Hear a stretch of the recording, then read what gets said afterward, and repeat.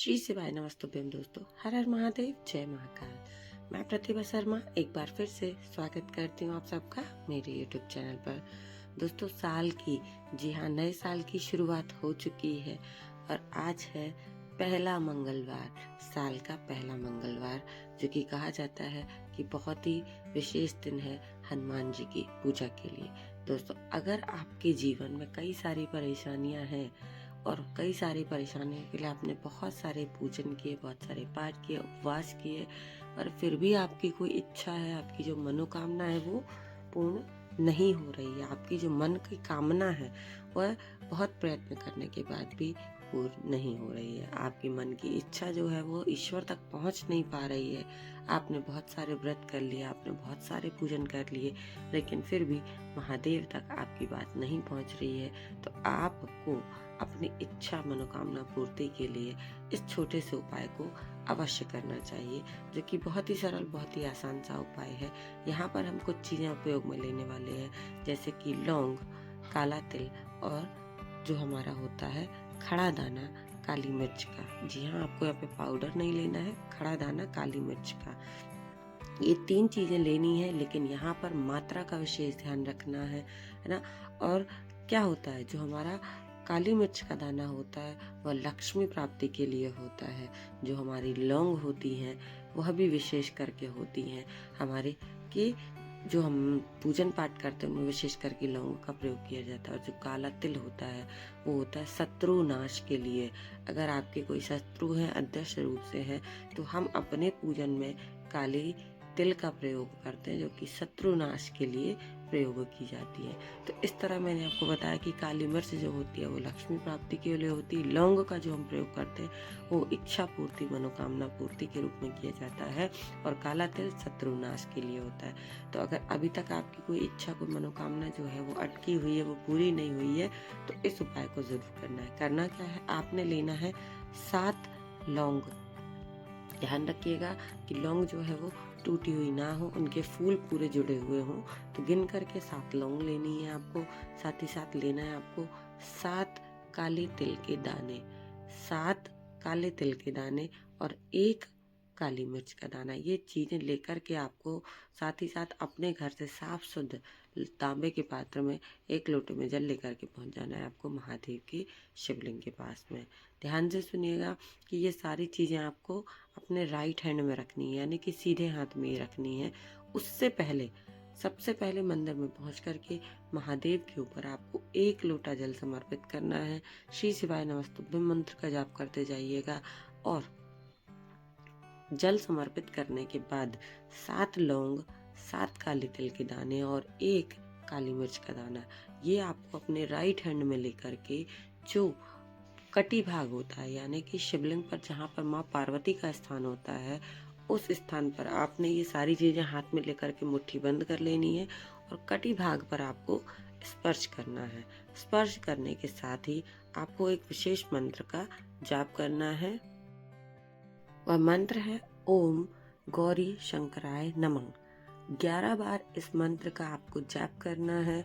मुट्ठी में सारी चीजें लेकर के 11 बार इस मंत्र का जाप कीजिए, और माता के हस्त कमल पर, यानी कि जो कटी भाग होता है वहां पर स्पर्श कराना है, और फिर अपनी परेशानी, अपनी इच्छा, अपनी मनोकामना बोल करके, अपना नाम और गोत्र बोल करके ये सारी सामग्री आपको शिवलिंग के ऊपर समर्पित कर देनी है। ठीक है, ध्यान रखिएगा दोस्तों, आपने 11 बार मंत्र का जाप करना है और सिर्फ हस्त कमल पर अपनी मुट्ठी को टच कराना है। उसके बाद आपको ये सारी सामग्री शिवलिंग के ऊपर समर्पित कर देनी है। इतना सरल, इतना आसान सा उपाय है। आपकी जो भी विशेष, जो भी मनोकामना, जो मन की इच्छाएं, कामनाएं अधूरी रह गई हैं, महादेव उनको जरूर पूर्ण करेंगे। तो साल के पहले मंगलवार के दिन इस उपाय को जरूर कीजिएगा। बहुत सरल, बहुत ही आसान सा उपाय है, जो कि मैंने पूज्य गुरु जी की कथा को सुनकर अपने शब्दों में आप सबके साथ वीडियो के माध्यम से शेयर किया, और उम्मीद करती हूँ यह जानकारी आप सबके लिए लाभदायक होती होगी। तो अगर वीडियो अच्छा लग रहा है दोस्तों, तो ज़्यादा से ज़्यादा लोगों तक शेयर कीजिएगा। चलिए चलते हैं अब हम इस वीडियो के अपने दूसरे उपाय की तरफ। जैसे कि मैंने वीडियो की शुरुआत में ही कहा है कि साल का पहला मंगलवार का दिन है, और मंगलवार यानी कि हनुमान जी का दिन। तो अब जो दूसरा उपाय मैं आपको बताने वाली हूँ, ये भी आपको करना है और ये करना है आपको हनुमान मंदिर में जाकर के।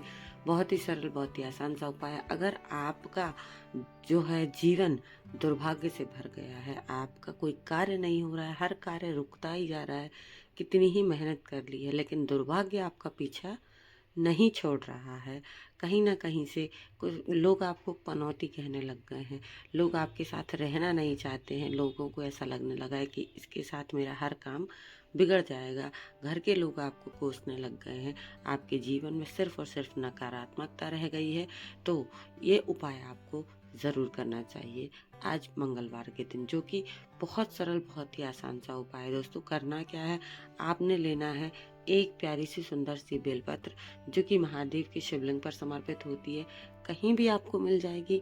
एक सुंदर सी बेलपत्र आपको लेनी, जो कहीं से कटी पिटी नहीं होनी चाहिए। खंडित बेलपत्र का प्रयोग वर्जित माना गया है, इसलिए एक बेलपत्र लेंगे जो कि पूरी अच्छी होगी। साथ ही साथ आपको प्रज्वलित करना है एक मिट्टी का दीपक। अब यहाँ पर दोस्तों मैं एक चीज बताने वाली हूँ कि अगर आपके घर में ही बेलपत्र का वृक्ष है तो बहुत ही अच्छी बात है। जैसे कहते हैं ना कि सोने पर सुहागा, तो घर पर बेलपत्र का वृक्ष है तो बहुत अच्छी बात है। आप इस उपाय को घर पर ही कर सकते हैं। अपितु अगर आपके घर पर बेलपत्र का वृक्ष नहीं है तो घर के आसपास जहाँ कहीं भी शिवालय है, जिस भी स्थान पर आपको बेलपत्र का वृक्ष दिखता है, आप उस स्थान पर जाकर के इस उपाय को कर सकते हैं। करना क्या है, आपने लेना है एक प्यारी सी सुंदर सी बेलपत्र, साथ ही साथ लेना है एक गोल बत्ती का शुद्ध घी का दिया। सभी को पता है कि दीपक को सीधा यानी कि डायरेक्ट जमीन पर नहीं रखते हैं, तो इसके लिए आप अनाज के कुछ दाने ले सकते हैं। अब अनाज चावल भी हो सकता है, गेहूं भी हो सकता है, कोई भी अनाज का एक दाना आप ले सकते हैं। तो कुछ दाने लेकर के आपने पहुंच जाना है कहाँ, बेलपत्र वृक्ष के नीचे। सर्वप्रथम आपको वहां पर चाहे तो आप एक लोटा जल भी समर्पित कर सकते हैं, अन्यथा आपने वहां पहुंच करके बेलपत्र वृक्ष का पूजन करना है, हमेशा की तरह जो हम करते हैं। तो बेलपत्र वृक्ष का पूजन कीजिएगा। अनाज के कुछ दाने रख करके आपने उस एक दीपक को वहां पर रखकर प्रज्वलित करना है। ठीक है। अब जो हमारे पास बेलपत्र है उसका क्या करना है, वो जरूर ध्यान से सुनिएगा। अपने सीधे हाथ में उस बेलपत्र को रखना है। कैसे रखना है, ध्यान से सुनिएगा मित्रों। जो आपका सीधा हाथ है यानी कि राइट हैंड की हथेली को ऐसा पूरा फैला करके आपको बेलपत्र रखना है। जो आपकी अपने राइट हैंड की हथेली को पूरा फैलाना है, यानी कि जिस हाथ से हम पूजन करते हैं सीधा हाथ, उस हाथ की हथेली को पूरा फैलाना है और हाथ की सबसे बड़ी उंगली, वैसे ही बेलपत्र का जो सबसे बड़ा पत्ता होता है बस उसको रखना है। आपकी सबसे बड़ी उंगली की तरफ आपकी बेलपत्र का सबसे बड़ा पत्ता होना चाहिए और हाथ पर आपको ऐसे बेलपत्र रख लेनी है। इस तरीके से बेलपत्र रखने के बाद आपको उसी स्थान पर आसन लगा करके 108 बार एक मंत्र का जाप करना है। मंत्र कौन सा है, ओम गौरी शंकराय नमः, ओम गौरी शंकराय नमः। इस मंत्र का 108 बार आपको जाप करना है और इस तरीके से अपने हाथ पर बेलपत्र रखना है। आपने ये पूजन कर लिया, आपने 108 बार मंत्र का जाप कर लिया, उसके पश्चात ढोक दे करके प्रार्थना करके ईश्वर से और वहां से उठ जाइएगा। जहाँ कहीं पे भी आपके घर के आसपास हनुमान जी का मंदिर है, जी हाँ हनुमान जी, क्योंकि मंगलवार है और हम इस उपाय को हनुमान जी के लिए कर रहे हैं। वो जो कार्य हमारे जीवन के रुके हुए हैं उनमें गति प्राप्त हो, इसीलिए इस उपाय को हम हनुमान जी के समक्ष करेंगे। तो लेकर के बेलपत्र को पहुंच जाना है हनुमान जी के मंदिर में। वहां पहुंच करके आपको पता है कि हनुमान जी के 6 भाई होते हैं, उनमें से एक भाई जो होते हैं वो है गतिमान, यानी कि अगर आपके जीवन के कोई कार्य रुके हुए हैं तो भगवान गतिमान का ध्यान करना है। मंदिर में पहुंच करके भगवान गतिमान का ध्यान करते हुए इस एक बेलपत्र को आपको हनुमान जी के उल्टे पैर के ऊपर, जो है उल्टे पैर के पास समर्पित कर देना है, भगवान गतिमान का ध्यान करते हुए। और जो उनके उल्टे पैर का सिंदूर है वो आपको थोड़ा सा लेकर के उसका तिलक लगा लेना है। इस प्रक्रिया को आप प्रारंभ कर दीजिए और कोशिश कीजिए, अगर हर मंगलवार, हर शनिवार कर सकते हैं तो बहुत अच्छी बात है। आपके जीवन के जो भी रुके हुए कार्य हैं, जो भी दुर्भाग्य आपके जीवन में चिपक गया है, जा ही नहीं रहा है, परेशानियां आपकी खत्म ही नहीं हो रही हैं, इस उपाय को करने से आपको बहुत जल्दी लाभ प्राप्त होगा। यकीन मानिए कि भगवान आपका साथ जरूर देंगे और आपके जीवन के रुके हुए कार्यों में गति अवश्य आएगी। तो दोस्तों, पूज्य गुरु जी की कथा को सुनकर, वीडियो के माध्यम से यह कुछ उपाय, कुछ जानकारियां मैं आप सबके साथ शेयर करती हूँ। उम्मीद करती हूँ वीडियो आपको अच्छा लगता होगा, जानकारी आपकी लाभदायक लगती होगी। तो वीडियो अगर थोड़ा सा भी अच्छा लगता है तो वीडियो को लाइक करें, ज़्यादा से ज़्यादा लोगों तक शेयर कीजिएगा और चैनल को सब्सक्राइब ज़रूर कीजिएगा।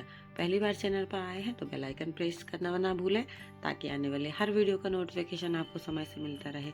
और ऐसी ही महत्वपूर्ण जानकारियाँ देखने और सुनने के लिए मेरे साथ बने रहें। मिलेंगे अगले फिर से नए वीडियो में कुछ नई जानकारी के साथ। तब तक के लिए श्री शिवाय नमस्तुभ्यम। हर हर महादेव। जय महाकाल।